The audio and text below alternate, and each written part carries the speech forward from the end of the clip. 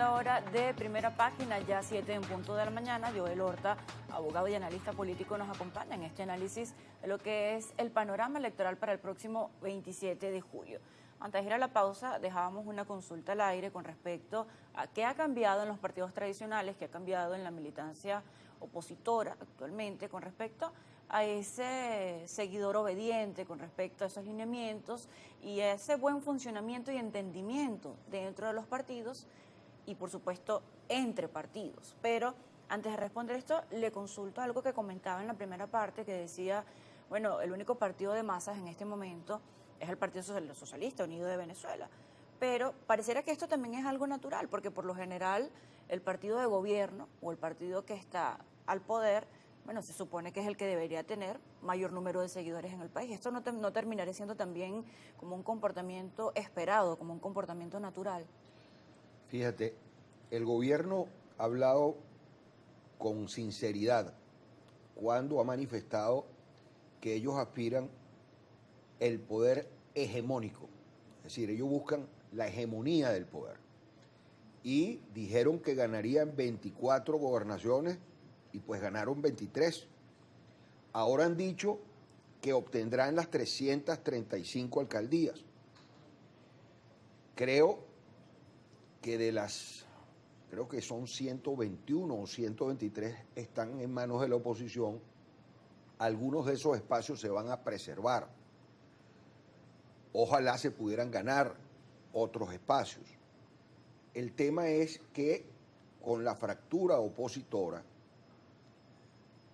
el movimiento maquiavélico del gobierno de divide y vencerás le ha funcionado perfectamente en estos últimos 25 años, porque no se ha generado una polarización partidista, se ha generado una polarización de ideologías, es decir, la gente que está de acuerdo con lo que se denomina el socialismo del siglo XXI o la revolución bolivariana y quienes no están de acuerdo con esa tesis.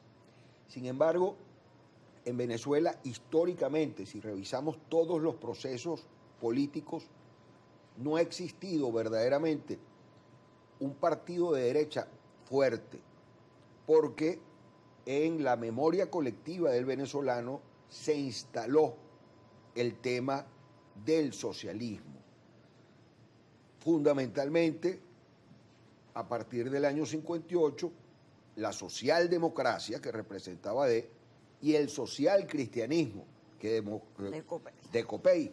Esos eran los dos grandes polos que se confrontaban y se alternaban en el poder. Sin embargo, cuando se produce la constituyente y en el 99 nace una nueva constitución y luego comienza a hablarse del desmontaje del esquema rusoniano de la democracia occidental, del desmontaje de lo que se conoce como el Estado burgués por el Estado comunal, el oficialismo comenzó a trabajar en ello.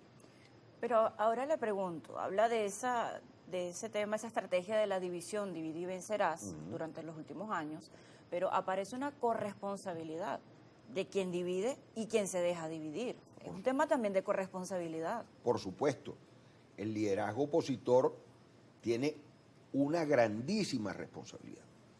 Yo les recomendaría que hicieran como ahora para la elección del Papa León XIV, una especie de cónclave para trabajar en una agenda común de la oposición venezolana para la próxima legislatura que se instala en enero del año próximo, y puede haber además una agenda alternativa a lo que el gobierno denomina el Plan de la Patria, porque el problema es que la oposición, excepto contadas excepciones, no hacen una propuesta al país en lo económico, en el tema petrolero, en el tema de los servicios públicos, en el tema de salud.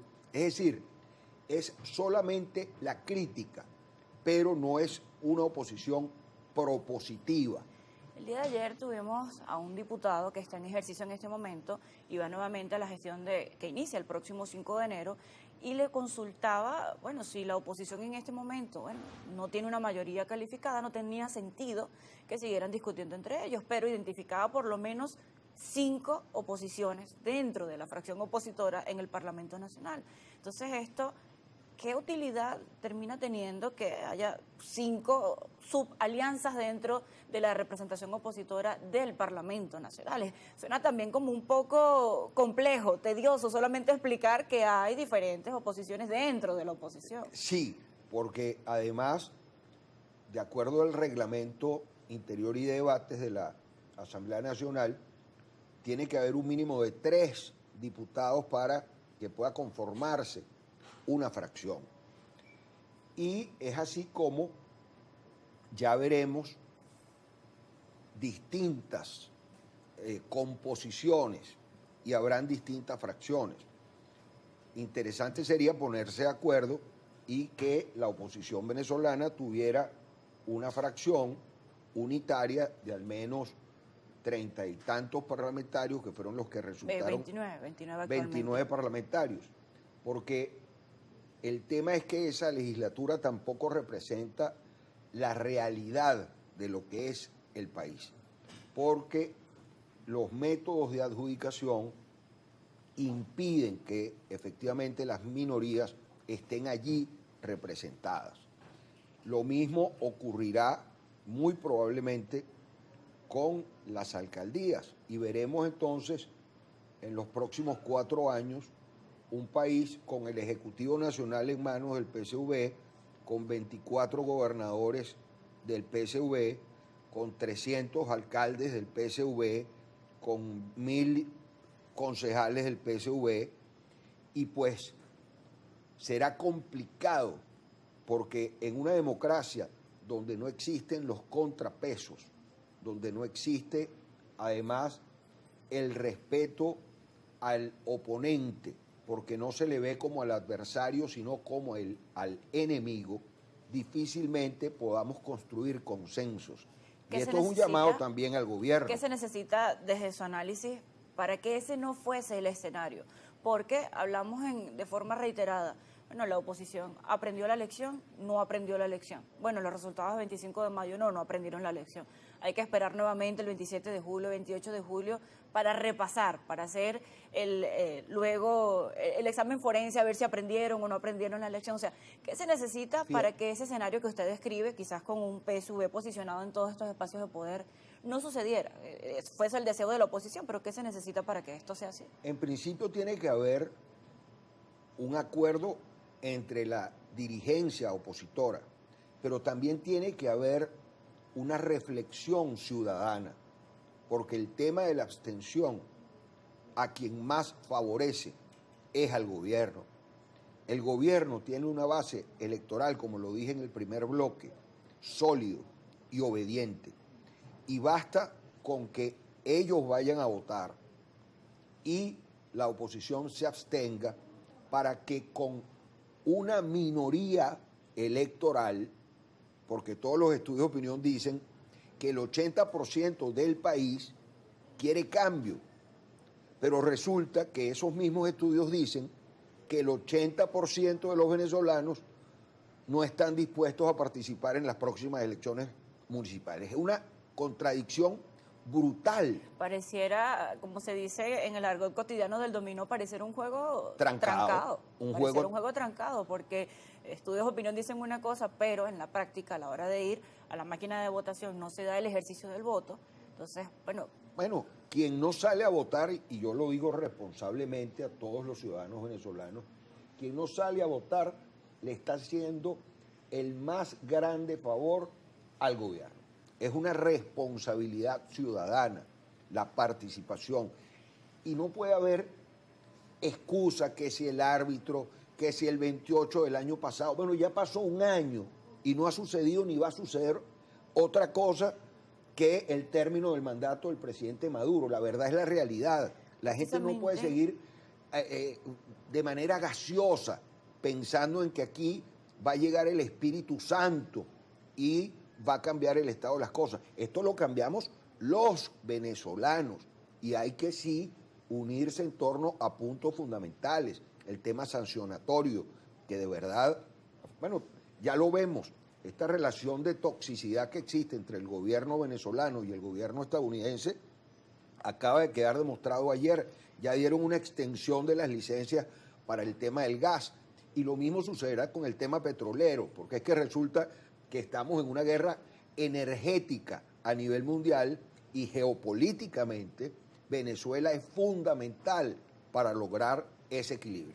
Justamente no quería cerrar la entrevista sin tocar ese tema de esa relación que sigue siendo ambigua, que tiene dos caminos. Por un lado, políticas fuertes migratorias, por otro lado, el tema de Chevron, que amanece un día con una decisión, 20 días después, nuevamente otra decisión un poco negativa, pero esto de que el Departamento del Tesoro de los Estados Unidos, bueno, diga, bueno, sí, vamos con el tema de gas licuado, pero con respecto al petróleo no, entonces vuelve a dejar esta disyuntiva que también trae consecuencias diplomáticas, políticas, económicas, que terminan afectando a la población venezolana. Esto tiene varias lecturas. Ya para concluir, ¿cómo entendemos esto también? Sí, esta relación de amor-odio, esta relación donde priva también el tema ideológico, el tema antiimperialista, pues China también es un imperio, Rusia es un imperio, los Estados Unidos sí es un imperio. Ahora tenemos que relacionarnos con el mundo entero. Siento que la política exterior venezolana debe ser también revisada. No podemos andar como un carrito chocón peleando con todo el mundo. Afortunadamente se han restituido relaciones con muchos países, pero el tema, por ejemplo, de las oficinas consulares es un drama para los venezolanos. Y yo hago una invitación al canciller de la República y al presidente Maduro para revisar este tema y buscar desafectar a los millones de venezolanos que hoy día se encuentran fuera, y por supuesto la recomendación de buscar mejorar las relaciones con el gobierno estadounidense, aún con las políticas migratorias brutales que están siendo aplicadas a nuestros connacionales. Pero la manera de mejorar eso es buscando conversar entre los gobiernos para el beneficio de los ciudadanos venezolanos. Doctor, gracias por acompañarnos en Primera Página en esta Gracias, revisión muy amable. del contexto electoral de cara al próximo 27 de julio.